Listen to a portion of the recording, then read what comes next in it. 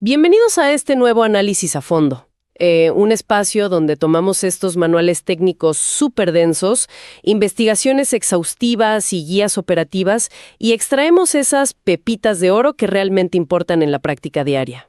Y que muchas veces se quedan olvidadas en un cajón. Exactamente.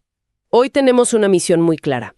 Queremos proporcionar una capacitación detallada y, la verdad, creo que sorprendente, sobre el manejo de un equipo médico vital. Estamos hablando del electrocardiógrafo EDAN C3. Toda la serie S300 en realidad. Así es. Y hay que hacer una pausa para contextualizar por qué ese análisis en particular es tan crucial para quienes nos escuchan. Claro. Todo este material está diseñado pensando en una audiencia muy específica.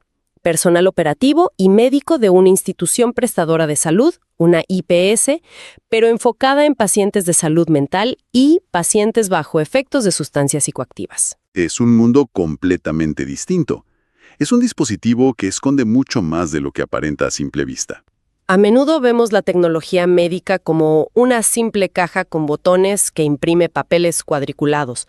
Pero cuando entendemos la ingeniería detrás, sí, cuando comprendemos las decisiones de diseño, ese equipo se convierte en una verdadera extensión de los sentidos del personal clínico.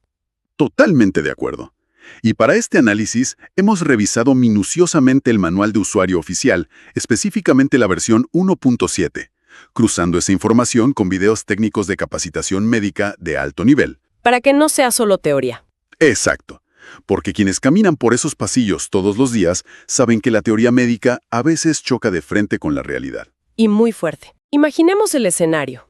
Hay un paciente experimentando una crisis de ansiedad severa, quizás con agitación motora incontrolable o cursando un cuadro complejo por consumo de sustancias. En los libros de texto, el paciente está recostado, súper quieto, respirando suavemente. Ajá, pero en la vida real de una IPS psiquiátrica, lograr un electrocardiograma limpio en esas condiciones parece, una tarea imposible. Pero el EDAN C3 tiene herramientas diseñadas específicamente para este caos. Bueno, vamos a desglosar esto desde la base. Hablemos de la máquina en sí, de lo físico, porque entiendo que hasta la forma en que está construida tiene un propósito en este tipo de entornos. Lo fascinante aquí es cómo el diseño físico responde a las urgencias de un entorno hospitalario dinámico.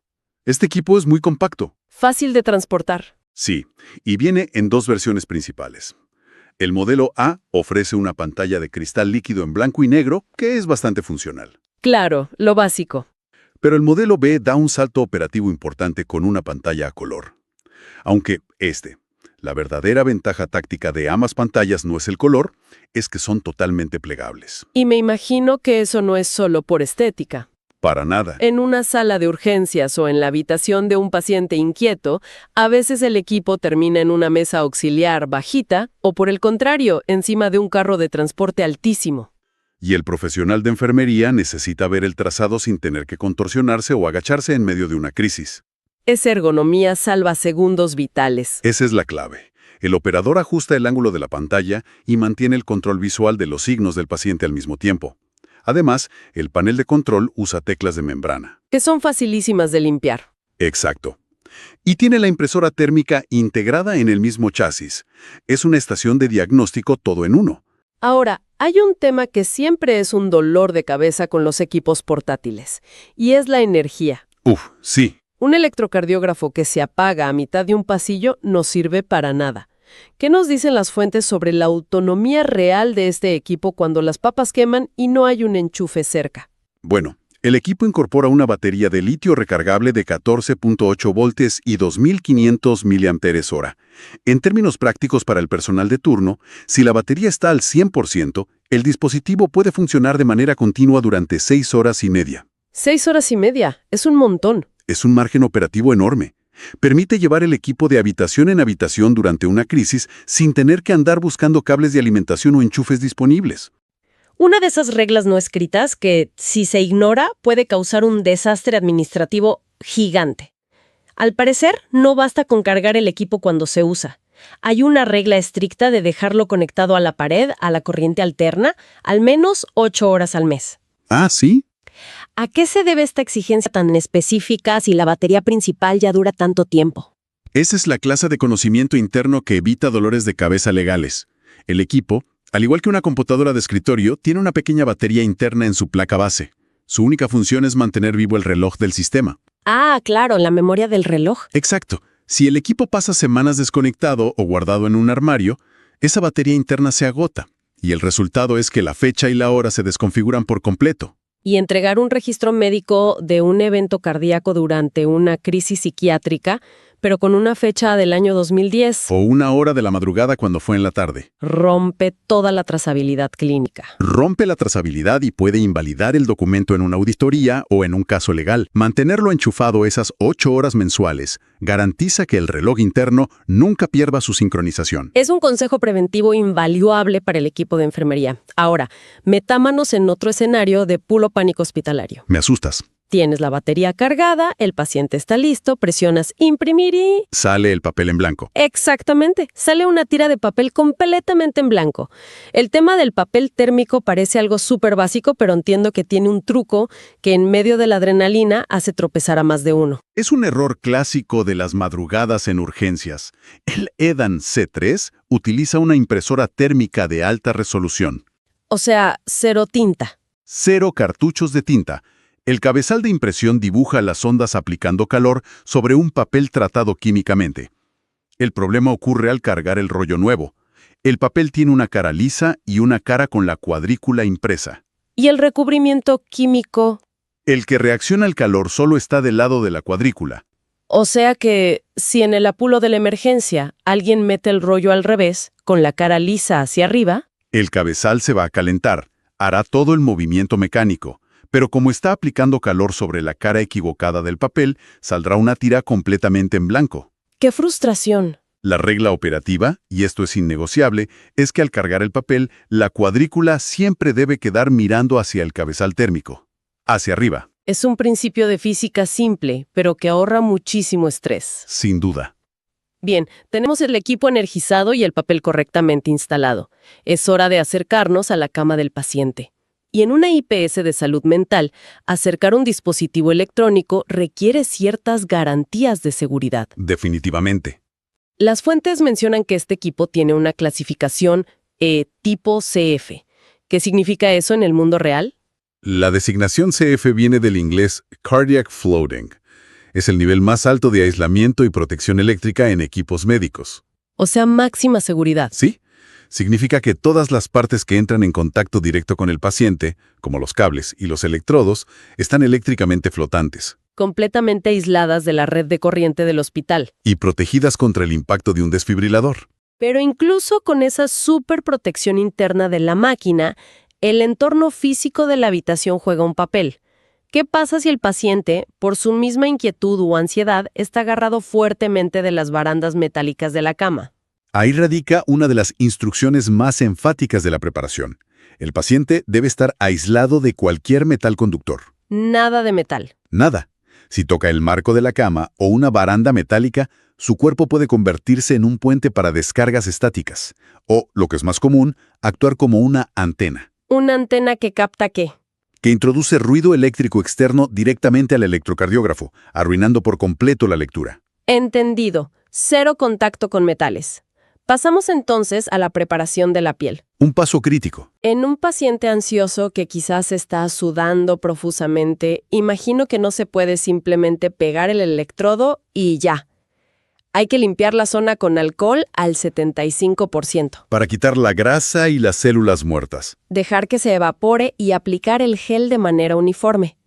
Pero aquí es donde me surge una duda enorme al leer el manual. Dime. El manual es increíblemente estricto con la ubicación anatómica de cada derivación en el pecho. Las famosas B1 a B6. Da coordenadas exactas en los espacios intercostales. Sí, cuarto espacio, quinto espacio. En un paciente cooperativo, suena lógico. Pero en un paciente con agitación psicomotora, me imagino que colocar esos electrodos en el pecho no es tan fácil como poner una curita. Para nada. ¿Qué tan grave es si el operador, por la prisa y el movimiento, se equivoca por un par de centímetros en la colocación? Es una pregunta excelente porque ilustra muy bien la fricción entre la teoría y la práctica. El manual es estricto porque el pecho actúa como un mapa tridimensional del corazón. Claro. Esas 6 derivaciones precordiales están diseñadas para mirar zonas específicas del músculo cardíaco desde ángulos muy precisos. ¿Y si se mueven un poco? Si el operador coloca B1 o B2, que van a los bordes del esternón, un poco más arriba o más abajo de lo debido, la morfología de la onda cambia. Cambia drásticamente. Y no cambia solo un poco. Un desplazamiento de un par de centímetros puede simular artificialmente un infarto o un bloqueo de rama en el papel impreso. ¡Wow! O sea, un falso positivo gigantesco generado simplemente por un error de colocación. Sí, que podría derivar en un tratamiento médico equivocado o agresivo para un paciente que en realidad solo estaba teniendo una crisis de pánico. Exactamente el peligro que se busca evitar. Por eso la técnica debe ser impecable, incluso en la adversidad. Así es. Ahora, el verdadero reto en salud mental no es solo dónde poner los electrodos, sino cómo lograr que se queden pegados ahí. Ese es el gran desafío diario. Aquí es donde se pone realmente interesante. Y quiero hacer de abogado del diablo por un momento, pensando un poco en la administración de la IPS y los presupuestos. Claro, los costos. El estándar en casi todos los hospitales son esos electrodos reutilizables, las clásicas chupas o ventosas de goma para el pecho y las pinzas grandes de plástico para las muñecas y los tobillos. Los de toda la vida. Son duraderos y, sobre todo, no generan un costo extra por cada paciente. Sin embargo, las fuentes que revisamos sugieren enfáticamente cambiarlos por electrodos desechables en pacientes de salud mental. Totalmente. Sabiendo que los presupuestos hospitalarios siempre son ajustados, ¿realmente vale la pena el gasto continuo de usar desechables con pinzas de cocodrilo en lugar de las ventosas de goma de siempre? Entiendo perfectamente la perspectiva financiera, de verdad. Pero la justificación clínica y operativa es abrumadora en este contexto específico. ¿Por qué? Las ventosas de goma clásicas funcionan creando presión negativa. Succión. ¿Como un chupón? Exacto. Si hay un paciente mayor o alguien con piel delicada, esa succión constante genera hematomas y un enrojecimiento severo en cuestión de minutos. Lo cual ya es incómodo para un paciente que de por sí está alterado. Pero el factor crítico es el movimiento. Si un paciente en medio de un episodio de ansiedad respira de forma entrecortada, o tensa los músculos del pecho o hace un movimiento brusco, Se pierde el sello de vacío. y la ventosa de goma sale volando. Literalmente. Fijan a la piel y no se mueven. Se fijan firmemente y el cable se conecta mediante una pinza de cocodrilo que muerde la pestaña del parche. Incluso si el paciente tirita o se mueve en la camilla, el contacto eléctrico permanece intacto. Es una fijación mucho más segura. Pero hay un segundo argumento clínico que francamente es cuestión de vida o muerte. Tiene que ver con la reanimación. Sí. En una emergencia donde el paciente sufre un paro cardíaco y requiere desfibrilación, el tiempo es el recurso más escaso que hay. Cada segundo cuenta. Las fuentes advierten que si se usan los electrodos reutilizables tradicionales con esa capa gruesa de gel conductor y se aplica el desfibrilador, el equipo puede tardar más de 10 segundos en limpiar la saturación de energía y volver a mostrar el ritmo cardíaco en la pantalla. 10 segundos. 10 segundos a ciegas sin saber si el corazón del paciente volvió a latir tras la descarga. Es una eternidad inaceptable en una sala de choque. Totalmente. El uso de electrodos desechables permite que el EDAN C3 recupere la señal y muestre el electrocardiograma de forma casi instantánea después del choque del desfibrilador. Ese tiempo ganado compensa con creces cualquier debate sobre el costo de los insumos. Es un cambio de protocolo que literalmente salva vidas y reduce el caos. Sin duda. Ahora, supongamos que logramos conectar al paciente con éxito usando los parches adhesivos. Están firmes. Pero el paciente tiene un temblor persistente. Muy común. Quizás es por la misma ansiedad o tal vez esté experimentando efectos secundarios de medicamentos antipsicóticos. En una máquina más antigua, el papel saldría lleno de garabatos incomprensibles. Puro ruido. Pero aquí entramos a lo que me parece el mayor superpoder del EDAN C3, sus filtros digitales. Cuéntanos cómo funciona esta magia. Para entender los filtros, hay que pensar en el electrocardiógrafo como si fuera el receptor de radio más sensible del mundo. Intenta sintonizar una emisora muy débil y sutil, que es la actividad eléctrica del corazón. Ajá. El problema es que el cuerpo humano y el entorno emiten otras emisoras de radio mucho más potentes al mismo tiempo, creando estática. O sea, ruido eléctrico. Exacto. Y el EDAN C3 cuenta con algoritmos que identifican y borran esa estática en tiempo real.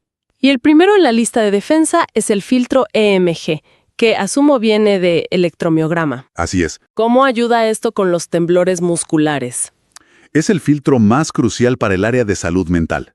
Cuando mencionaste los efectos secundarios de los antipsicóticos, clínicamente los llamamos efectos extrapiramidales. Sí, que son movimientos involuntarios. Básicamente, la medicación altera las vías motoras del cerebro y hace que los músculos del paciente presenten espasmos, rigidez o temblores involuntarios que el paciente no puede detener por más que quiera. Es incontrolable. Y cada vez que un músculo tiembla, genera una descarga eléctrica. Sin el filtro EMG, esas descargas musculares tapan por completo la señal del corazón en la pantalla. Es decir, el equipo dibuja el temblor del músculo en lugar del latido cardíaco. Exacto, pero el operador puede activar el filtro EMG y ajustarlo a 25, 35 o 45 hercios, dependiendo de la intensidad del movimiento. Y la máquina borra ese movimiento. El procesador del equipo es lo suficientemente inteligente para reconocer el patrón de frecuencia de esos temblores musculares y, literalmente, los sustrae de la imagen final. Es increíble. Limpia el ruido muscular para que el médico solo vea la onda cardíaca subyacente. Convierte un examen que habría sido desechado en una herramienta diagnóstica perfectamente legible. Eso es brillante. Pero bueno, los músculos no son el único problema. ¿Qué pasa si el paciente simplemente no puede controlar su respiración? Digamos que está hiperventilando o suspirando profundamente por un ataque de pánico. Ese es otro reto. Leí sobre un filtro llamado DFT.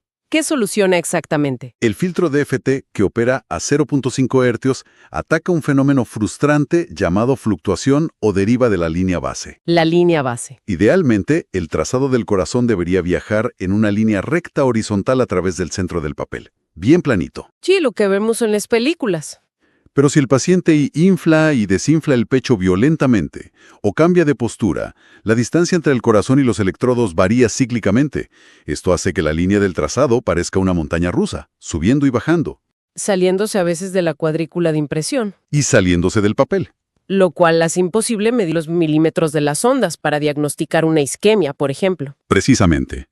El filtro DFT detecta esas fluctuaciones lentas causadas por el movimiento respiratorio y compensa la señal continuamente. Obliga a la línea base a mantenerse anclada y plana en el centro del papel, sin importar qué tanto se mueva el pecho del paciente. ¡Wow! Y a estos dos filtros se suma un tercero, el filtro de corriente alterna, o sea, que se ajusta a 50 o 60 hercios. Que imagino es para lidiar con el entorno del hospital mismo, ¿no? Así es. Las luces fluorescentes de la habitación, los monitores cercanos, los cables dentro de las paredes, todo emite un campo electromagnético invisible. Pura interferencia ambiental. Y el filtro de SEA actúa como un escudo digital que rechaza esa interferencia eléctrica del ambiente. ¡Impresionante! Tenemos al paciente preparado, los electrodos fijos y los filtros activados haciendo todo el trabajo pesado de limpieza de señal. Ahora el operador debe indicarle a la máquina cómo tomar la muestra. Los modos de operación. Las fuentes describen varios modos. Está el modo auto o automático, que me parece el más lógico cuando hay prisa. El equipo secuencia todas las vistas del corazón por sí solo, las imprime y se detiene en segundos. Minimiza la exposición del paciente al procedimiento. También está el modo manual, para que el operador decida qué ver usando las flechas. Pero hay un modo que me llamó poderosamente la atención en el contexto psiquiátrico, el modo ritmo. Ah, el modo ritmo es vital. ¿Por qué deberíamos prestarle especial atención a imprimir una sola derivada durante 60 segundos seguidos? Si conectamos esto con el panorama general del tratamiento farmacológico, la utilidad del modo ritmo es incalculable en una IPS de salud mental. ¿Por qué? Muchos pacientes psiquiátricos requieren tratamientos prolongados con múltiples fármacos. Una complicación conocida de algunos de estos medicamentos es que pueden alterar la forma en que la electricidad viaja por el corazón. ¿Alargando la repolarización? Exacto, prolongando lo que llamamos el intervalo QT. Y entiendo que eso predispone al paciente a arritmias peligrosas. Muy peligrosas. El gran desafío es que esas arritmias inducidas por medicamentos a menudo no son constantes. Pueden ser eventos esporádicos. O sea, no aparecen en cada latido. No. Si el personal de enfermería usa el modo automático, que toma solo unos pocos segundos de información, existe una alta probabilidad de que la arritmia no ocurra justo en ese brevísimo instante. Dando una falsa sensación de seguridad de que todo está bien. Exactamente. El modo ritmo permite abrir una ventana de observación de un minuto completo, sobre una derivación clave. 60 segundos seguidos. 60 segundos de vigilancia continua aumentan drásticamente la probabilidad de capturar, documentar y tratar esas irregularidades eléctricas intermitentes antes de que se conviertan en una emergencia letal. Es usar el tiempo como herramienta de diagnóstico. Así es. Ahora, el examen terminó. El papel fue entregado al especialista, pero el viaje de la información no termina ahí. Y tampoco la relación del personal con el equipo. Para nada. Ahí empieza otra fase. Hablemos de la gestión de los datos y del mantenimiento post-examen. Porque si algo nos enseñan las fuentes, es que la limpieza y el manejo de este equipo esconde varias trampas mortales para su durabilidad. Trampas muy costosas, además. Primero, ¿cómo sacamos la información digital del equipo si queremos guardarla en una historia clínica electrónica? El EDAN C3 tiene opciones de conectividad muy modernas, como enviar datos por un cable de red Ethernet directamente al servidor de la IPS. Lo cual es muy cómodo. Pero a menudo, la forma más rápida en la práctica diaria es exportar los registros a una memoria USB. Sin embargo, hay una regla técnica restrictiva que el personal debe conocer de antemano. Ajá. El equipo no reconocerá cualquier memoria USB moderna de alta capacidad. O sea que no puedo traer mi disco duro portátil de 1 terabyte y conectarlo. De ninguna manera. El puerto USB exige que la memoria esté formateada en un sistema de archivos muy específico y francamente antiguo, llamado FAT32. FAT32. Y la capacidad de la memoria no debe superar los 8 GB. Es una capacidad bien bajita para los estándares de hoy. Muy baja. Si conectas una memoria más grande o en otro formato, el equipo simplemente la ignorará. Y esto puede causar mucha confusión si el personal no está capacitado en este detalle técnico. Es un dato fundamental para el equipo operativo. Y finalmente, llegamos a la limpieza. El equipo está sucio tras el uso. El paciente se retira. ¿Cuáles son las reglas de oro del manual para mantener esta máquina funcionando y no destruirla accidentalmente en el intento de desinfectarla? La primera regla es de seguridad básica, pero a menudo olvidada en la prisa. Apagarlo. Apagar el equipo desde el interruptor principal y desconectar el cable de la corriente de la pared antes de pasarle cualquier paño. Lógico. La limpieza de la carcasa y la pantalla debe hacerse con un paño suave, apenas humedecido con agua y un detergente o jabón neutro. Nada de empapar el equipo, ni dejar que el líquido se filtre por las teclas de membrana. Nunca.